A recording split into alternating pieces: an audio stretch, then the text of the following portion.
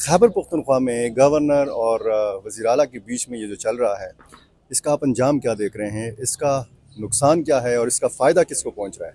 शुरू में बड़ा तुंद और तेज़ बयानात का तबादला होता था। अब गवर्नर साहब की तरफ से थोड़ा सा मामला स्लो हो गया है। क्या क़यादत की तरफ से रोका गया है? लोग इस सूबे के हैरान हैं, परेशान हैं कि जब गवर्नर साहब को गवर्नर हाउस से निकाला जाएगा, उनका खाना पीना बंद कर दिया जाएगा, वो कहाँ जाएंगे?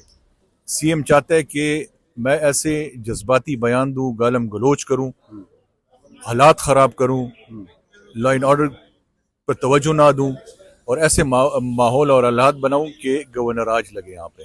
बिस्मिल्लाहिर्रहमानिर्रहीम। अस्सलाम वालेकुम नाज़रीन, फ़िदा अदील हूँ और आप डेली मैदान देख रहे हैं। पाकिस्तान पीपल्स पार्टी के सूबाई सेक्रेटेरिएट में मौजूद हूँ। सूबाई सदर सैयद मोहम्मद अली शाह बादशाह इस वक्त मेरे साथ मौजूद हैं।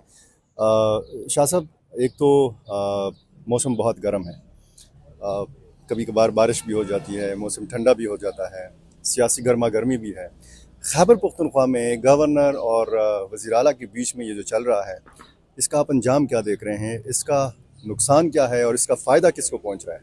देखिए जी, मैं यही बात कहना चाहता हूँ कि जब पहले दिन गवर्नर साहब ने हल्फ उठाया, गवर्नर साहब ने हल्फ के फ़ौरन बाद मीडिया टॉक में सीएम को ये दावत दी कि आए मिलकर इस सूबे की खिदमत करें, मिलकर इस सूबे के जो वाजिबात है फेडरल गवर्नमेंट की तरफ से जो है, मैं एक ब्रिज का किरदार अदा करूँगा।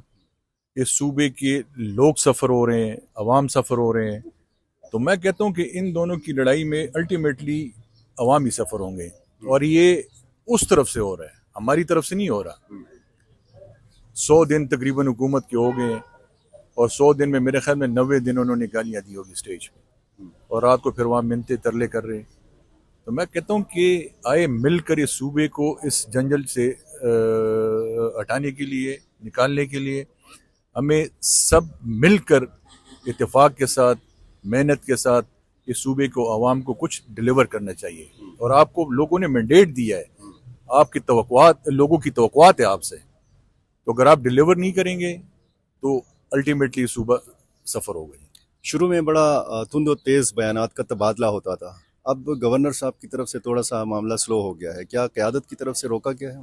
देखिए जी, क़यादत ने तो हमेशा में मुफाहमत की बात की है और आप जानते हैं कि जरदारी साहब एक ऐसे बंदे हैं, एक ऐसे इंसान हैं कि उन्होंने हमेशा मुफाहमत की बात की है और मुफाहमत इसलिए नहीं बात की कि अपनी कमज़ोरी समझ कर की है, इस मुल्क के लिए, इस अवाम के लिए और एक इस सूबे की खातिर उन्होंने हमेशा मुफाहमत की बात की है। हमारी शहीद रानी बेनज़ीर भुट्टो साहिबा शहीद हुई, सबसे पहले नारा पाकिस्तान खप्पे का उन्होंने लगाया, हालांकि उस वक्त हालात बहुत ज़्यादा ख़राब थे। अगर वो ये नारा ना लगाते तो खुदा न ख्वास्ता हालात इंतहाई गंभीर हो जाते हैं, मगर उन्होंने पाकिस्तान कप्पे का नारा लगाया सिर्फ अवाम की खातिर, पाकिस्तान की खातिर, अपने मुल्क की खातिर। तो मैं समझता हूँ कि हमने हमेशा मुफाहमत की सियासत की है, मगर ये दूसरी तरफ से हमेशा गालम गलोच की सियासत, नफरतों की सियासत, दूरियां बढ़ाने की सियासत, तो इससे नुकसान अवाम का हो रहा है जी। लोग इस सूबे के हैरान हैं, परेशान हैं कि जब गवर्नर साहब को गवर्नर हाउस से निकाला जाएगा, उनका खाना पीना बंद कर दिया जाएगा, वो कहाँ जाएंगे? गवर्नर साहब भी एक आईनी ओहदा है। गवर्नर हाउस हमारे सूबे का एसेट है और मैं समझता हूँ कि कोई नहीं निकाल सकता गवर्नर हाउस से, गवर्नर साहब को कोई नहीं निकाल सकता। ये तो मैं भी कह सकता हूँ कि भाई फेडरल गवर्नमेंट को हम कहें और ये कहे कि भाई सीएम को अटक से उस पार नहीं आने देंगे, तो ये मुमकिन नहीं है। गवर्नर राज का इम्कान है? नहीं, मेरे ख्याल में वो चाहते हैं, सीएम चाहता है कि मैं ऐसे जज्बाती बयान दूं, गालम गलोच करूं, हालात ख़राब करूं, लॉ एंड ऑर्डर पर तवज्जो ना दूं और ऐसे माहौल और हालात बनाऊं कि गवर्नर आज लगे यहाँ पे। मगर मैं कैटेगोरिकली कहता हूँ, एज अ पॉलिटिकल वर्कर, ना हमारे पार्टी के कायदीन चाहते हैं, ना गवर्नर साहब चाहते हैं और ना होना चाहिए कि यहाँ गवर्नर लगे। बिलावल साहब कब आ रहे हैं? बिलावल साहब इंशाल्लाह करीब पेशावर में होंगे। और गवर्नर हाउस भी जाएंगे? बिल्कुल गवर्नर हाउस के में जाएंगे और उसके घर के सामने से जाएंगे इंशाल्लाह ताला।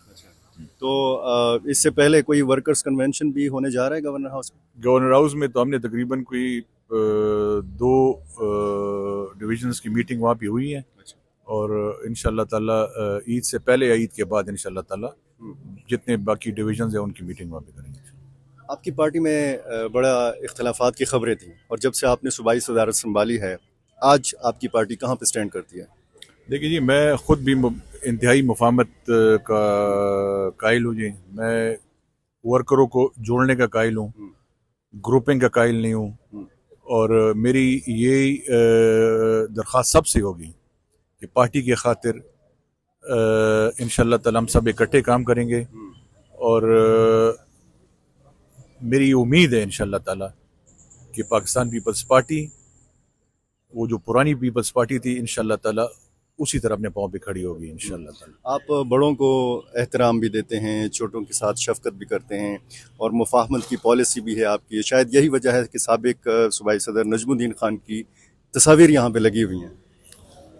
देखिए, मेरी आदत भी यही है कि मैं बड़ों की हमेशा रिस्पेक्ट करता हूँ, छोटों पे जिस तरह आपने कहा शफकत का हाथ रखता हूँ और जो भी है नजमुद्दीन साहब हमारे बड़े हैं और इंशाल्लाह ताला मेरे दिल में हमेशा उसके लिए इज़्ज़त का वो है, मुकाम है। बहुत शुक्रिया जी।